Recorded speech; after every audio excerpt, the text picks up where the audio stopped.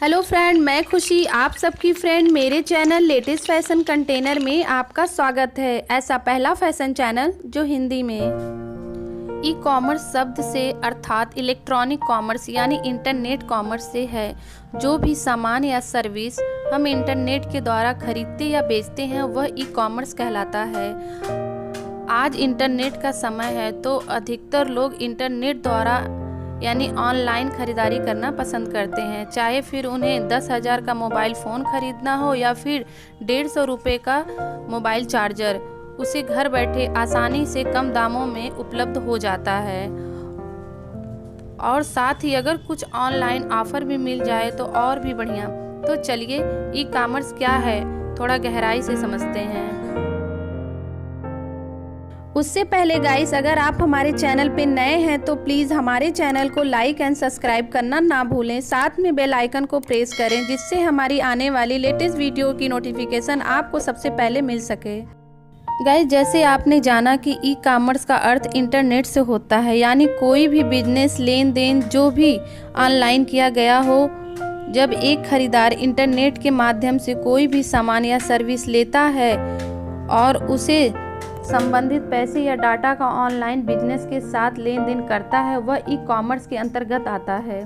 Internet पर e commerce के बहुत से मंच हैं जिनका इस्तेमाल ऑनलाइन खरीदारी के लिए किया जाता है। गाइस, ई कॉमर्स मुख्य तौर पर 4 प्रकार के होते हैं जो क्रेता और विक्रेता के बीच हुई किसी भी ऑनलाइन बिक्री या लेन देन को दर्शाते हैं। तो आइए डिटेल में जानते हैं। बिजनेस टू कंज्यूमर, जब एक व्यापार द्वारा कोई भी सामान या सर्विस ऑनलाइन माध्यम से सीधे तौर पर किसी उपभोक्ता को बेची जाती है तो वह B2C कहलाता है। जैसे आप अपनी कोई भी घड़ी ऑनलाइन स्टोर से खरीदते हैं तो वो B2C कहलाता है। बिजनेस टू बिजनेस, जब एक व्यापारी से दूसरे व्यापारी को कोई भी सामान या सर्विस ऑनलाइन बेची जाती है तो वह B2B कहलाती है। जैसे उदाहरण तौर पे एक व्यापार द्वारा दूसरे व्यापार के उपयोग के लिए कोई सॉफ्टवेयर बेचा जाता है या उससे संबंधित सर्विस दी जाती है तो वह B2B के अंतर्गत आता है। कंज्यूमर टू कंज्यूमर, जब कोई सामान एक उपभोक्ता द्वारा किसी दूसरे उपभोक्ता को बेचा जाता है तो वह C2C कहलाता है। जैसे उदाहरण तौर पर एक उपभोक्ता द्वारा घर का पुराना सोफा या कोई पुरानी मशीन ऑनलाइन माध्यम से दूसरे उपभोक्ता को बेची जाती है तो वह C2C के अंतर्गत आती है। कंज्यूमर टू बिजनेस, जब एक उपभोक्ता द्वारा किसी व्यापार को अपनी सर्विस या सामान बेचा जाता है वह C2B कहलाता है। उदाहरण तौर पे जब कोई उपभोक्ता कुछ लिखकर या अपने फोटोग्राफी हुनर से किसी व्यापार को मूल्य प्रदान करता है जिससे व्यापार को विज्ञापन मिलता है तो वह C2B कहलाता है।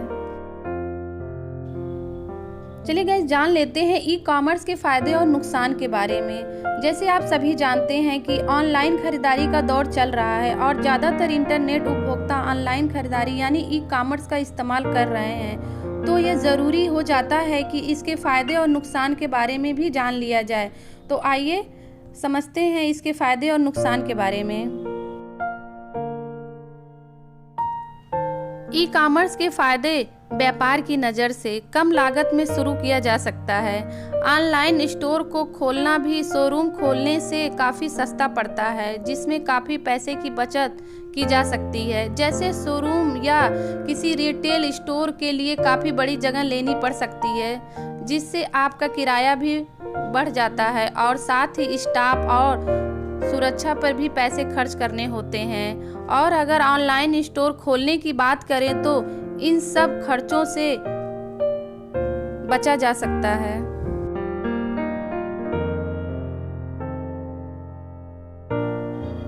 समय की कोई पाबंदी नहीं होती है। ई कॉमर्स का दूसरा फायदा यह होता है कि इसमें सामान बेचने की कोई समय सीमा नहीं होती है, यानी एक कस्टमर आपके स्टोर से सुबह 4 बजे भी सामान खरीद सकता है और रात 12 बजे भी।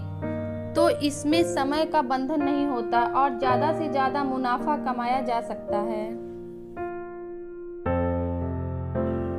सामान बेचने का असीमित दायरा। इसमें सामान बेचने का कोई सीमित दायरा नहीं होता है, जैसे अपने क्षेत्र में या अपने शहर के, बल्कि दुनिया में ऑनलाइन माध्यम से कहीं भी अपने सामान को आप बेच सकते हैं।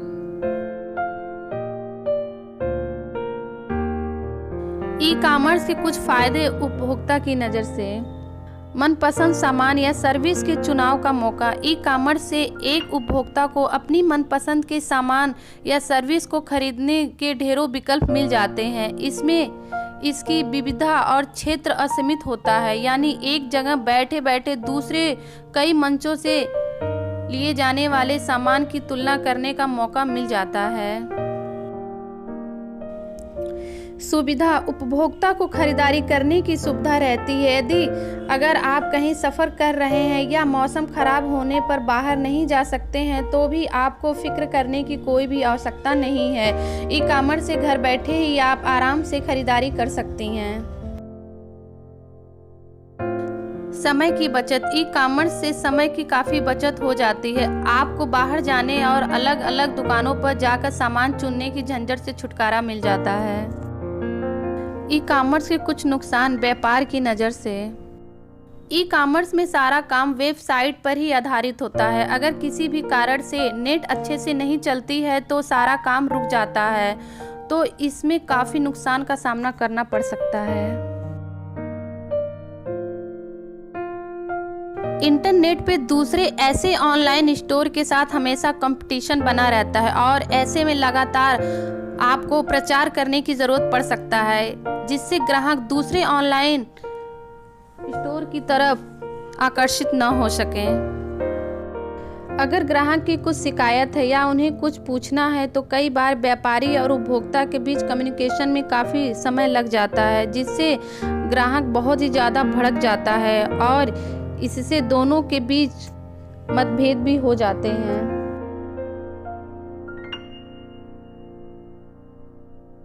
ई कॉमर्स के कुछ नुकसान उपभोक्ता की नज़र से। अगर सबसे बड़ी कमी जो उपभोक्ता की नज़र से देखा जाए तो वह ऑनलाइन खरीदारी में सुरक्षा को लेकर, यानी ई कॉमर्स वेबसाइट पे अपनी पूरी जानकारी देना, जिसमें अपना पता, नाम और क्रेडिट कार्ड से संबंधित ज़रूरी जानकारियाँ होती हैं, जिसके चोरी होने के खतरे बढ़ जाते हैं। धोखे का डर। ग्राहक कई बार ई कॉमर्स खरीदारी से बचता है, क्योंकि जहां से वह खरीदारी की सोचता है या वो वास्तविक में है भी या नहीं, ग्राहक के मन में यह डर बना रहता है। अगर कुछ नामी ई कॉमर्स कंपनियों को छोड़ दिया जाए तो इंटरनेट पे दूसरे ऐसे हजारों ऐसी वेबसाइट रोज बनती है जिनसे फ्रॉड भी किया जाता है। खरीदारी से पहले ट्राई नहीं किया जा सकता है। अगर बात करें किसी शोरूम या दुकान की जहां पर हम सामान को छू कर देख सकते हैं, लेकिन ई कॉमर्स में खरीदारी से पहले ऐसा नहीं किया जा सकता है, जिससे मन में हमेशा संदेह बना रहता है कि सामान कैसा होगा। भारत में ई कॉमर्स के मुख्य प्लेटफॉर्म हैं अमेज़न, फ्लिपकार्ट, स्नैपडील, मंत्रा, जाबोंग या पेटीएम इत्यादि। गाइस, अगर भारत में ई कॉमर्स की शुरुआत की बात की जाए तो IRCTC द्वारा 2002 में इसकी शुरुआत की गई थी, जिसमें IRCTC ने एक ऑनलाइन पोर्टल निकाला था जिससे रेल यात्रा के लिए टिकट खरीदने से लेकर रेल से जुड़ी सारी जानकारियां यात्रियों को दी जा सकती थी। गाइस, भारत में ई कॉमर्स के भविष्य की बात किया जाए तो मेरा मानना है कि इस क्षेत्र में ऐसे ऑनलाइन प्लेटफॉर्म लगातार बढ़ते जा रहे हैं। जैसे विश्व में भारत का बाजार सबसे बड़ा बाजार माना जाता है और दुनिया की बड़ी कंपनियों की नज़र भारतीय बाजार पर बनी रहती है। और देखा जाए तो पिछले काफ़ी वर्षों से कई बड़ी विदेशी कंपनियां जैसे अमेज़न, वॉलमार्ट इत्यादि अपनी सुविधाएं भारत में भी दे रही हैं।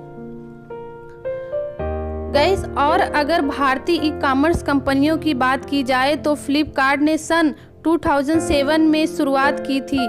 इसके बाद लगातार ऐसी कंपनियों में वृद्धि हो रही है। हमें ये भी मानना होगा कि ई कॉमर्स डिलीवरी की सुविधा काफ़ी ज़्यादातर बड़े शहरों तक ही है, यानी छोटी जगहों पर इसकी पहुंच अभी कम है।